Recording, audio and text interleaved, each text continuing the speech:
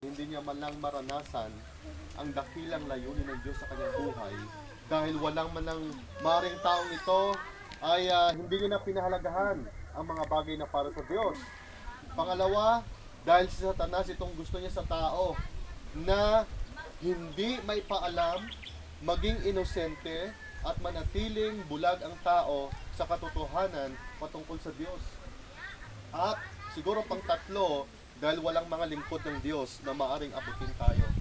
Ngunit purihin ng Diyos sa hapong ito, i-provide lahat ng Diyos ang mga bagay na nais niya sa atin. Higit na sa lahat na kanyang salita, may mga taong concern para po kayo sira ng Word of God. At higit sa lahat, nais ng Diyos ang mga bagay nito na plano niya sa ating buhay, ito'y maganap. Amen? Dito po, makikita natin, gusto po natin na hindi lamang natin siya makilala. Hindi lamang natin siya malaman at gusto niya rin po talagang maranasan natin ito. Amen? Nalala ko po dati, siguro ang bahay namin ay mas medyo hindi medyo low level pa dito. Yan, Kasi pastor. po ako ay Bisaya. Ganyan. Siguro mga gano'n na. Purihin ng Panginoon. Pero ako naniniwala, kayang-kaya ng Diyos. Once maniwala at manampalataya tayo pagdating ng araw, kayang-kayang gawing building ng Diyos yan. Amen? Siyang Diyos ng himala. Kami po ay siyang magkapatid. Ang tatay po namin ay responsable. Bahala kayo kung mag-aral kayo o hindi. Bahala na kayo.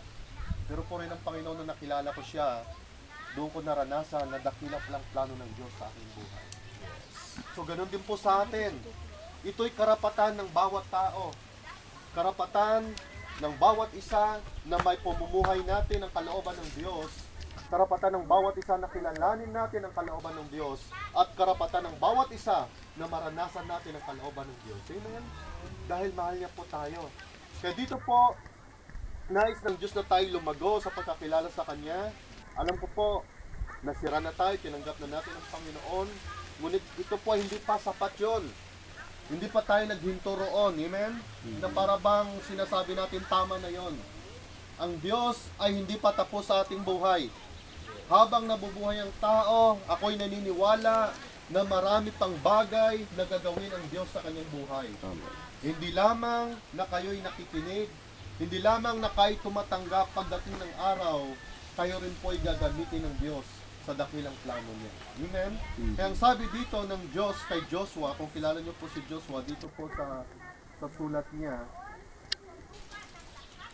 sa Joshua chapter 1, alam niyo po, kung basahin natin, no, pag-aralan pa natin yung buhay ni Joshua, napakalawak po, amen?